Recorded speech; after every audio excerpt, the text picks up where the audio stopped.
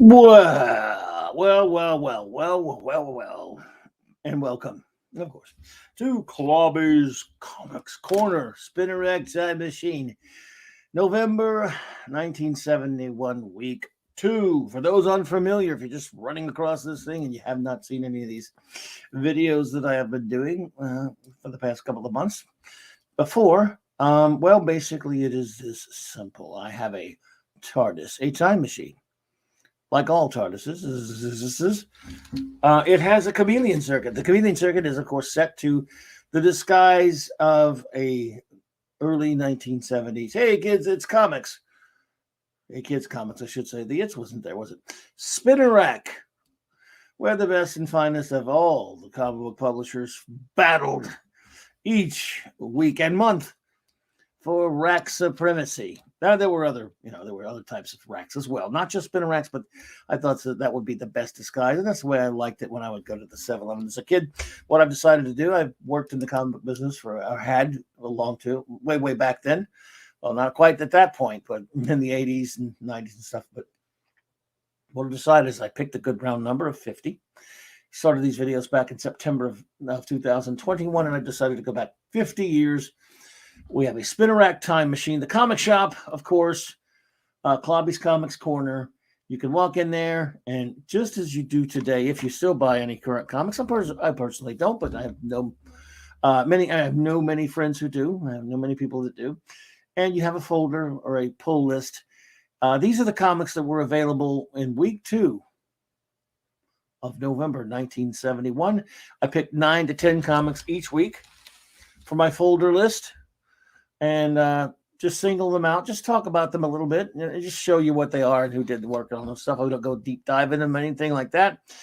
And my taste, I must admit, if you're not, are very, very superhero and genre geek, I must admit.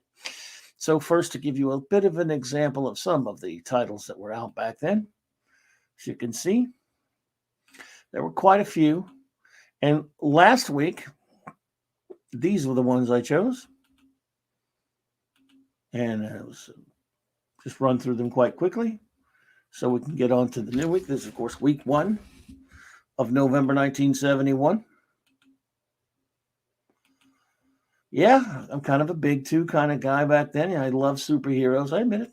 Just a total hopeless superhero geek, I guess. It's just the way I is. And so that was week 1. Now we're in week 2. And here are some visual representations of my 10 comics that I pulled this week. And of course, tomorrow, well, it's usually tomorrow, actually, they're both going to be on the same day. A little bit later today, a video released, my second video. I do 2 a week of these. It'll be a sort of a wrap-up of the ones that did not make the cut. We'll give a little bit of love to some of the other titles, because this was a thriving comic book industry at the time. And there were a lot of comic books coming out back then. And because comic books were just, again, they were it. It was certainly my form of entertainment. I was only 7 years old when these comics came out, but I'm combining my 7-year-old sensibilities as a comic book fan with my 50 years later than that sensibilities of 2001.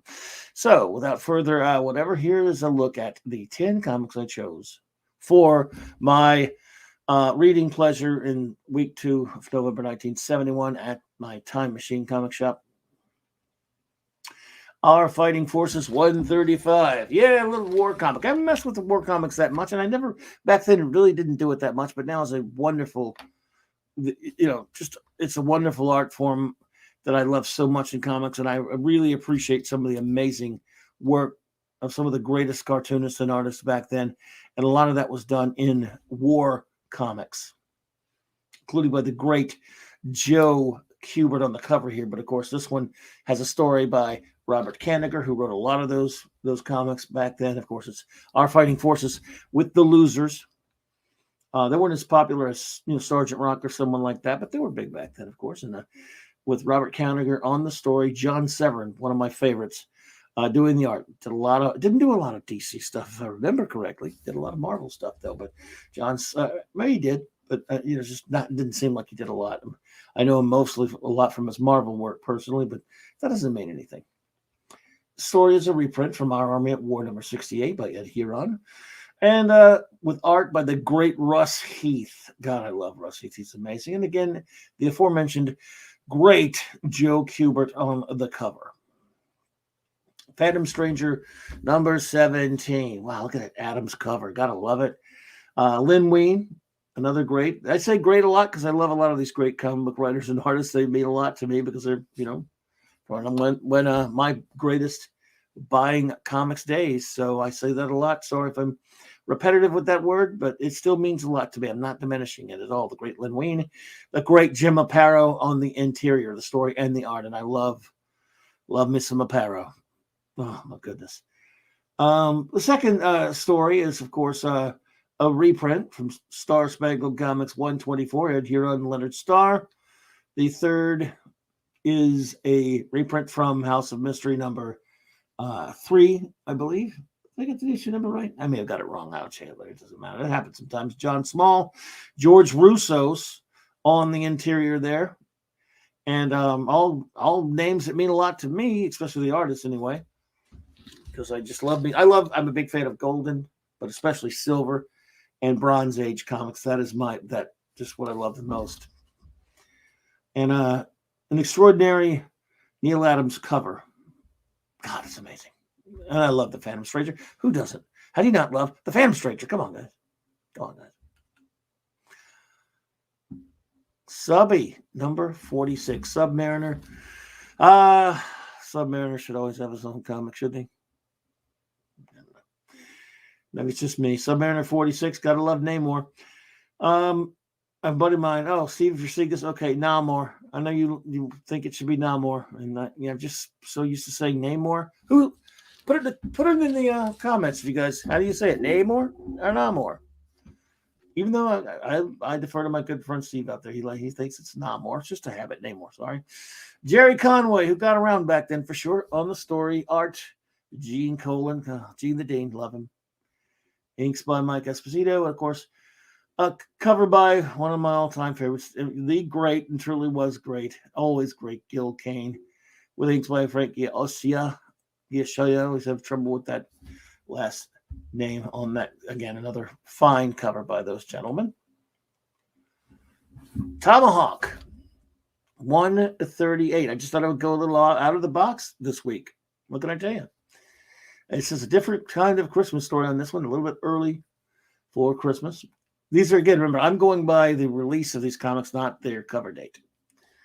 And, of course, I'll reference where I'm getting my info from at the end of the video. Story and art. In the first story, of course, Robert Kanigher and Frank Thorne. Again, a guy I traditionally connect with some of, not a lot, but with Marvel, Red Sonja and such. And so, again, and a lot of these comics, folks, I either have had at one point, but some of them I have not. I don't have this one. A lot of them I don't have anymore. I've sold a lot of my collection here and there and stuff. I'm just looking at the stuff I love, and these are the picks I would make if I had a folder at a comic shop in 1971. In case I didn't make that clear. Sorry. Repetitive, I know, but let's try to be informative. Story 2 is a reprint from World's Finest, number 70. Dave Wood and Nick Cardy, the great Nick Cardy. We'll hear more about him later.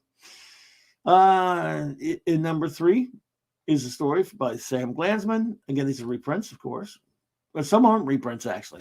I try to note when there's a reprint. A lot of these books are reprints, but actually, I think that's the only reprint, the one from World's Finest. Story and art, Sam Glanzman for number 3. Number 4, Norman Maurer. Okay. I wrote the name wrong. Sorry. I probably did anyway. Alvin Schwartz, Mort Drucker on the 5th story there. Wow. Mad Magazine, Mort Drucker. Wow. Story and art for the final story, Dave Wood, and again, the magnificent Nick Cardy. Went all over the place on that one. Went a little gold key. Went kind of really weird outside the box on this one.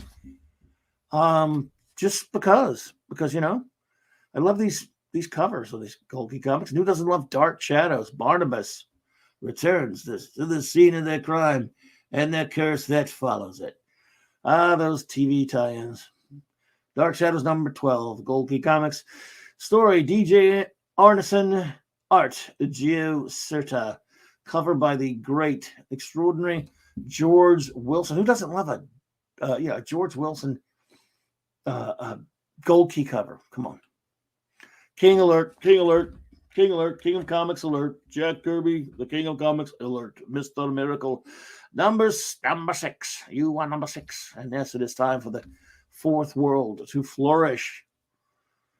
Absolutely. Stories and art by Jack himself, the great King Jack Kirby.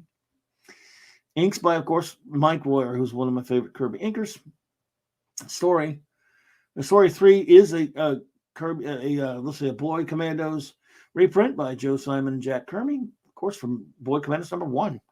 It obviously Kirby cover, And of course, this one marks the introduction of 2 characters. Some pretty big characters, at least in Kirby lore. Funky Stan Flashman and House Roy. And I probably don't have to if you know this book at all, I probably don't have to tell you much about them. So, moving on. This is a classic here, Superman number. We have some classics this month. Superman 247. What's that story? Must There Be a Superman? Elliot Maggin. Very poignant story at a time. I won't go into it. I'll just say that if you're a Superman fan and you love reading some of the old Bronze Age stuff, dig this one up. It's a pretty good story. Again, I won't say much about it because we don't spoil anything here. I'm just showing the books that came out then and talking a little bit about their creators. Elliot S. Maggin, who's written some good Superman stuff. Read his Last Son of Krypton and Miracle Monday novels that came out in lieu of the Superman movie adaptations because they couldn't do a Superman movie novelization, so they did new stories with pictures from Christopher Reeve on them. And Elliot Maggin wrote those, and he wrote a lot of other pretty good Superman stories back then. With, of course, the magnificent Kurt Swan, Murphy Anderson, Swanderson team on the art. My favorite era of Superman art. My favorite art team on Superman, Kurt Swan and Murphy Anderson. Story 2 is Dennis O'Neil and Kurt Swan and Murphy Anderson again with a Private Life of Clark Kent story. And you had a third story in there that was a reprint from Action Comics 338 by the great Edmund Hamilton, who wrote a lot of good Legion stuff, of course, and a lot of good Superman stuff. And Kurt Swan, inked by one of his earlier inkers, George Klein, and of course with a nifty Swanderson cover. I highly recommend this if you want to read a good old Superman story. Must There Be a Superman? Astonishing Tales number 10, featuring Kazar. How do you say it? Do you say Kazar? Do you say Kazar? Kazar works, right? He's almost probably in some ways maybe an older character than Namor. Anyway. Lord of the Hidden Jungle, Kazar story. The great Roy Thomas and the extraordinarily great Barry Smith before he put the Windsor in betwixt the Barry and the Smith. That's right. Just Barry Smith at that point. Started out kind of ripping Kirby a little bit, didn't he? Developed one of the most beautiful styles of all comics, and inked by Sal Buscema. I love me some Sal. So, you don't hear a lot. You don't think much about Sal inking, but he did do some inking. There you go. Nice stuff. And of course, as always, a fantastic cover by the amazing Gil Kane. And I love Gil Kane. Rawhide Kid number 96. Story by Gary Friedrich. Art Dick Ayers. Yeah, wow. And I think it was a new story. I don't think it was a reprint. I'm pretty sure. My research. I don't have this one. I want it though. This is a fantasy. I'm in a time machine. And I'm picking the comics I would pick in my folder. Story and art for part 2 for the second story, rather reprint from Ringo Kid number 15. Stanley and Joe Maneely. Tragic story about Joe Maneely, but he was a fabulous artist, and he was amazing. No, I couldn't really find anything on story 3, but there's a third story in there. A lot of reprint stuff. Pretty sure it was probably a reprint. And of course, covered by not only the great Gil Kane, but the great Bill Everett. How about that? Huh? What a combo. Everett inking Kane. It's just going to get much better. That's a great cover.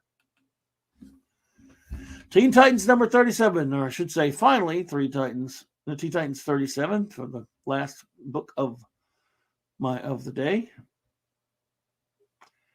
Story number 1 by the great Bob Haney, and I mean great, kind of joking, but he was Mr. Continuity, Earth B. Bob Haney. And look, if you're ever running around, you're just looking at old comics and you end up with one in your hand, be it a Brave and the Bold or a Teen Titans or whatever, or World's Finest, and you see Bob Haney's name as the writer, you could do a lot worse than reading that comic, because you're in for an insane in the membrane time. You are in for some wackiness and some fun, because his stories are, as many have said, they are bonkers in the best of way. They're just insane stories.